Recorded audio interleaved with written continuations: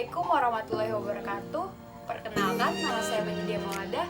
Saya mahasiswa Universitas Muhammadiyah Profesor Dr. Hamka dari Fakultas Keguruan dan Ilmu Pendidikan, Program Studi Pendidikan Matematika. Video ini merupakan laporan mengenai pengenalan lapangan persekolahan 1 atau yang disingkat dengan PLP 1. Di sini saya akan membagikan pengalaman saya observasi di MAN 1 Jakarta Pulau Harapan.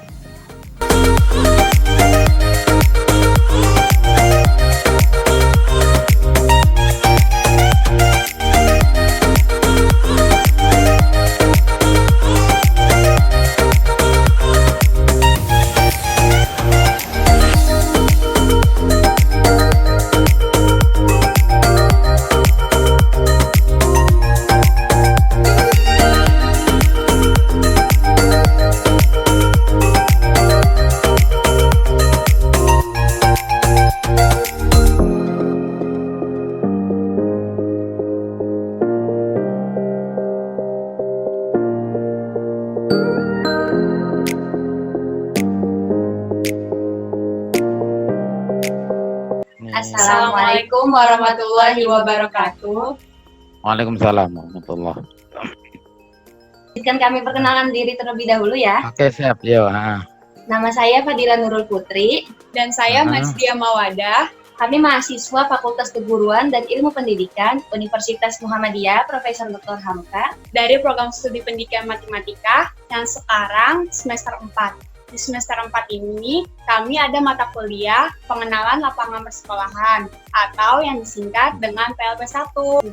Oke Pak, ini tujuan PLP ini tuh kita tuh untuk menganalisis langsung terhadap kegiatan sekolah, kayak terkait kultur sekolah, manajemen sekolah, dan dinamika sekolah sebagai lembaga pendidikan dan pengembangan pembelajaran.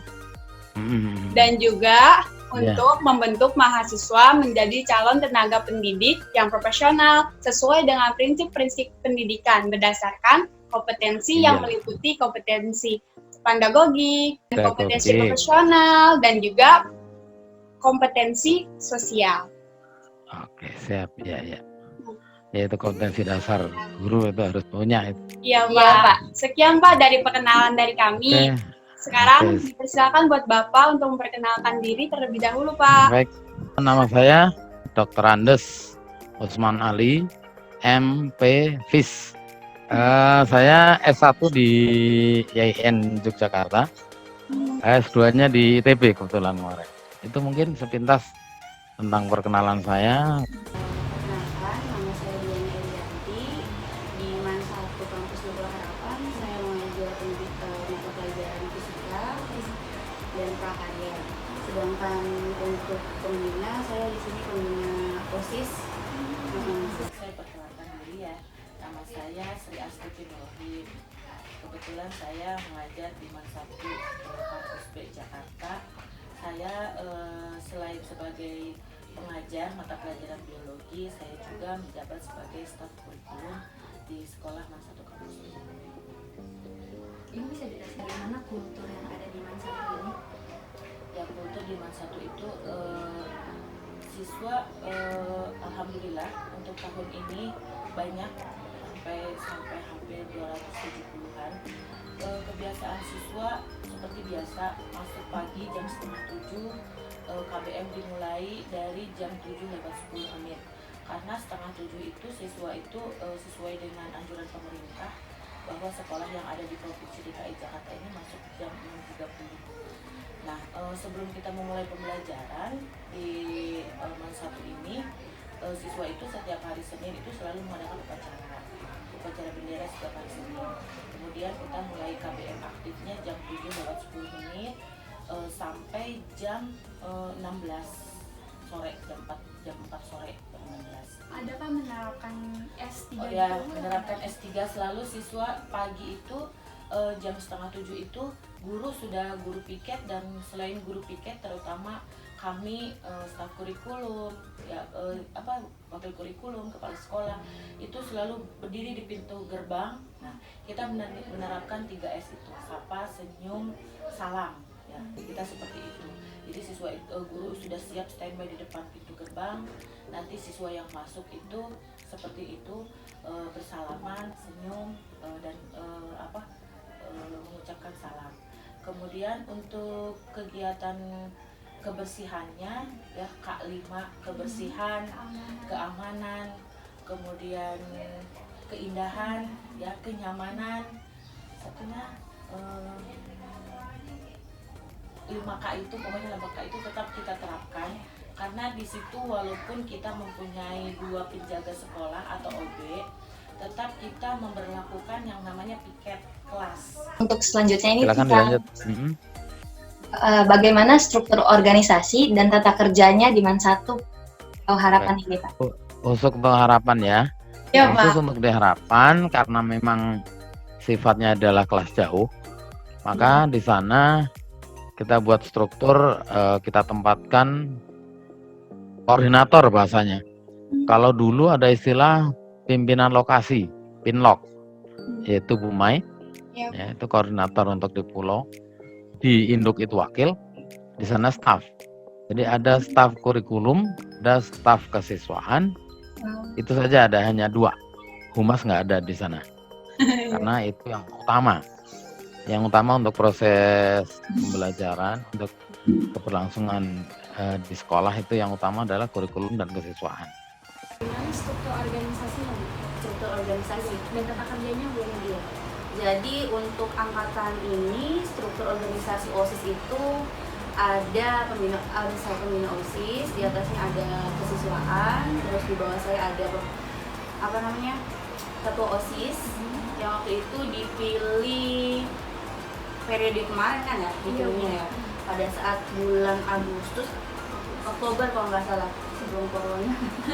Ya, jadi pemilihannya itu lewat voting setiap kelas atau seluruh siswa melalui voting. Setiap siswa sebelum milih mereka itu calon ketua OSIS memperkenalkan dirinya dan visi dan misinya, mencalonkan diri agar mereka bisa dipilih gitu. Jadi terpilih ketua OSIS periode sekarang itu ada Alfia Damianti. Kebetulan sekarang udah kelas 3 dan sebentar lagi akan dilengsarkan karena kelas 3 itu kan sudah boleh mengikuti kegiatan. Jadi di bawah ketua OSIS itu ada wakil, ada bendahara 1 dan bendahara 2. Jadi ada 2 bendahara. Kenapa? Yang satu itu untuk keseluruhan kas OSIS, yang satu lagi khusus untuk infak. Tujuannya untuk apa? Jadi kalau misalnya ada siswa di sekolah kami yang sakit, begitu kan, keluarganya yang terkena musibah atau yang meninggal dunia, bukan hanya untuk siswa tapi untuk guru kan, kalau misalnya ada yang sakit, kalau guru sih mungkin kemarin nggak ada yang sakit, kalau yang meninggal ada saudaranya kemarin, terus tetangga juga. Jadi uang infak itu bisa digunakan keperluannya untuk itu, bisa takziah, kasih sumbangan. Udah alhamdulillah udah banyak sih, udah hampir sekarang sisanya udah 1 juta lebih, tapi kalau udah digunakan itu sudah lumayan bermanfaat. Untuk pertanyaan selanjutnya Pak, bagaimana penerapan peraturan dan tata tertib sekolah Pak? Seperti pada sekolah-sekolah yang kita tahu bahwa selalu harus ada yang namanya tata tertib, ya, tata tertib sekolah atau madrasah. Itu selalu kita buat di awal tahun, kita sosialisasikan kepada orang tua, ya, tanda tangan di atas materai bahwa orang tua tahu tata tertib apa yang ada di Man 1 atau di madrasah. Nah, kemudian dalam kesehariannya dikawal oleh staf kesiswaan tadi, bagaimana siswa melaksanakan atau melakukan menjaga tata tertib ini. Baik, itu barangkali informasi yang bisa saya sampaikan. Lanjut. Kemudian Pak, bagaimana kegiatan seremonial formal yang ada di Man 1 Pak? Kayak misalnya upacara, rapat. Terutama upacara bendera ya. Iya Pak. Upacara bendera untuk di Man 1 itu seperti di madrasah-madrasah lain, itu kita adakan juga, meskipun lapangannya juga nggak terlalu luas, tapi masih cukup lah untuk melaksanakan kegiatan upacara bendera bagi siswa, karena itu sangat penting tetap arahan secara umum Iya. Ya, jadi biar satu kata yang diberikan secara umum kepada siswa. Jadi upacara tetap wajib ada kalau menurut saya di semua sekolah. Nah, itu. Kemudian untuk rapat, itu biasanya rapatnya dari saya ke sana. Jadi mengadakan rapatnya itu biasanya kalau saya ke sana. Jadi di situ ada pembinaan, apa yang perlu ditingkatkan, apa yang belum dan seterusnya. Kalau rapat-rapat internal khusus tidak ada saya, mungkin sekedar paling ngatur jadwal dan sebagainya. Baik, dilanjut. Pak, untuk selanjutnya, bagaimana kegiatan-kegiatan rutin berupa kurikuler, kurikuler, dan ekstrakurikuler? Baik, untuk kurikuler biasa sama seperti sekolah-sekolah lain, pembelajarannya sama persis. Kemudian ekskul juga kita struktur tadi masih kurang mungkin barangkali ya. Di struktur kita untuk siswa, kalau tadi kan baru untuk tenaga pendidik dan kependidikan. Iya, Pak. Itu ada juga kan OSIS ada juga. Jadi OSIS sana terpisah. OSIS Manfaat Pulau Harapan tersendiri, ada ketua dan seterusnya. Iya, Pak. Itu yang untuk mengawal kegiatan-kegiatan siswa di luar pembelajaran atau ekskulnya. Nah, bahkan pernah saya terima laporannya itu LDKS juga ada. Iya. Dia itu ekskul juga ada semuanya, bahkan alat seni juga kita kirim. Alat hadroh sudah kita kirim ya, dan lain-lain. Cuman belum bisa maksimal memang ya. Kemudian Pak, bagaimana sih Pak praktik kebiasaan atau kebiasaan positif yang ada di MAN 1? Iya. Ada kegiatan utama itu adalah tadarus pagi. Yang ini sudah ditiru di SMA. Pembiasaannya itu kemarin minta sekalian sholat duha. Nah, itu untuk pembiasaan yang utama, tadarus. Syukur-syukur bisa ditingkatkan nanti tahsin. Nah, itu rencana ke depan mudah-mudahan. Itu pembiasaan yang utama ya, yang utama. Untuk sholat jamaah itu belum bisa karena memang musola belum punya. Baik, itu barangkali informasi-informasi yang bisa saya sampaikan. Ada lagi? Untuk di masa pandemi ini, Pak, lulusan tahun sekarang yang kelas 3-nya kemarin sudah seperti biasanya, Pak? Atau melalui online? Kemarin Bu Mai izin ke saya. Iya, Pak. Ternyata secara langsung cuman menggunakan protokol kesehatan. Iya, Pak. Jadi anak nggak ada acara-acara besar kayak tahun lalu.